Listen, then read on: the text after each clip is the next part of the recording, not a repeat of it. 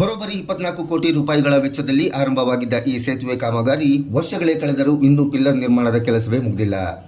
ನಮ್ಮೂರಿಗೆ ಸೇತುವೆ ಆಗುತ್ತೆ, ಇನ್ಮುಂದೆ ಸುತ್ತಿ ಬಳಸಿ ಓಡಾಡುವುದು ತಪ್ಪುತ್ತೆ ಎಂದುಕೊಂಡಿದ್ದ ಗ್ರಾಮಸ್ಥರ ನಿರೀಕ್ಷೆ ಹುಸಿಯಾಗಿದೆ.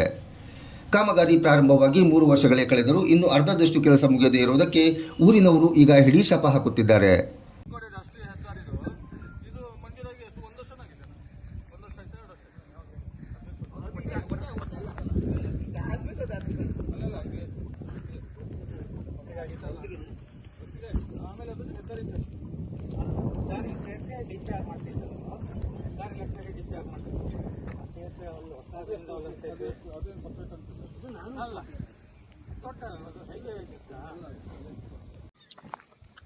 ಎರಡು 2022-23ನೇ ಸಾಲಿನಲ್ಲಿ ಮಂಜೂರಾಗಿರ್ತಕ್ಕಂಥ ಸೇತುವೆ ಇದು.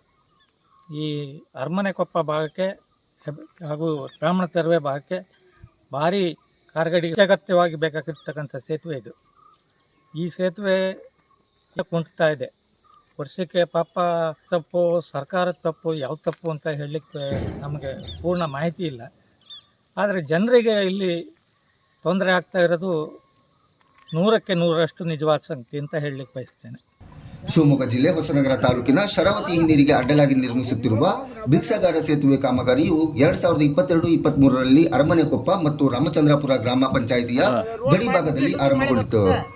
18 ತಿಂಗಳಲ್ಲಿ ಕಾಮಗಾರಿಯನ್ನು ಪೂರ್ಣಗೊಳಿಸುವ ವಿಶ್ವಾಸ ವ್ಯಕ್ತಪಡಿಸಲಾಗಿತ್ತು. ಆದರೆ ಕಾಮಗಾರಿ ಪ್ರಾರಂಭವಾಗಿ 4 ವರ್ಷಗಳು ಕಳೆದರೂ ಇನ್ನೂ ಕೂಡ ಅರ್ಧ ಭಾಗದಷ್ಟು ಕೆಲಸ ಆಗಿಲ್ಲ. ಬಿಕ್ಸಾಗಾರ ಸೇತುವೆ ನಿರ್ಮಾಣವಾಗುತ್ತಿರುವ ಖುಷಿಯಲ್ಲಿ ಗ್ರಾಮಸ್ಥರು ಇದ್ದ ಒಂದು ಲಾಂಚಿನ ಬಗ್ಗೆ ಕೂಡ ಹೆಚ್ಚಾಗಿ ಗಮನ ಕೊಡಲಿಲ್ಲ. ಈಗ ಲಾಂಚ್ ಕೂಡ ದುರಸ್ತಿ ಹಂತಕ್ಕೆ ಬಂದು ನಿಂತಿದೆ. ಇರುವ ಒಂದು ಲಾಂಚ್ ಕೂಡ ಇಲ್ಲವಾದರೆ ಗ್ರಾಮಸ್ಥರು, ವಿದ್ಯಾರ್ಥಿಗಳು ಆಸ್ಪತ್ರೆ, ಶಾಲೆಗಳಿಗೆ ತೆರಳಬೇಕಾದರೆ ಸುಮಾರು 30 ಕಿಲೋಮೀಟರ್ ಸುತ್ತಿಕೊಂಡು ತಮ್ಮ ಕೆಲಸಗಳಿಗೆ ತೆರಳುವ ಅನಿವಾರ್ಯತೆ ಸೃಷ್ಟಿಯಾಗುತ್ತೆ. ಹೀಗಾಗಿ ಸರ್ಕಾರ ಕೂಡಲೇ ಇತ್ತ ಗಮನ ಹರಿಸಿ ಸೇತುವೆ ನಿರ್ಮಾಣ ಕಾರ್ಯವನ್ನು ಶೀಘ್ರವಾಗಿ ಪೂರ್ಣಗೊಳಿಸಿಕೊಡಬೇಕೆಂದು ಗ್ರಾಮಸ್ಥರು ಮನವಿ ಮಾಡಿಕೊಂಡಿದ್ದಾರೆ.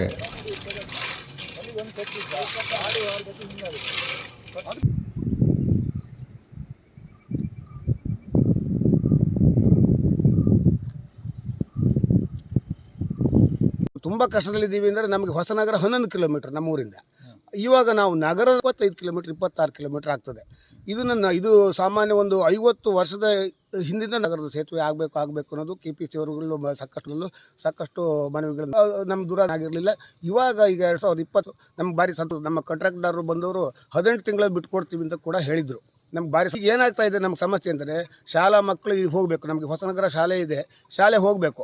ಈ ಲಾಂಚ್ ಮೂಲಕನೇ ಎಲ್ಲ ಬೈಕಲ್ಲಿ ತಗೊಂಡು ಹೋಗೋದು. ಯಾಕಂದರೆ ಎಲ್ಲ ಬಡವ ಕೂರಲ್ಲಿ ಎಲ್ಲ ಶ್ರೀಮಂತ ವರ್ಗದವ್ರು ಕಡಿಮೆ ವೆಹಿಕಲ್ ವ್ಯವಸ್ಥೆಗಳಾಗಲಿ ಮತ್ತೊಂದಾಗಲಿ ನಮ್ಮಲ್ಲಿ ಬಂದು ಹೋಗೋದಕ್ಕೆ ತುಂಬ ಕಷ್ಟ. ಯಾಕಂದ್ರೆ ತುಂಬ ನಗರದ ಮೂಲಕ ವೆಹಿಕಲ್ ವ್ಯವಸ್ಥೆ ಮಾಡಿ ಹೋಗೋದಂತೂ ತುಂಬ ಕಷ್ಟ. ಎಷ್ಟು ಕಷ್ಟ ಅಂತಂತದೆ, ಎಲ್ಲಿ ಕರೆಂಟ್ ಲೈನ್ ಕಂಬಗಳು ಮೈ ಮೇಲೆ ಬೀಳುತ್ತೆ ಅನ್ನೋದು ಹೆದರಿಕೆ ಒಳಗೆ ನಮ್ಮ ಮಕ್ಕಳನ್ನ ನಾವು ಕಳಿಸ್ಬೇಕಾಗುತ್ತೆ.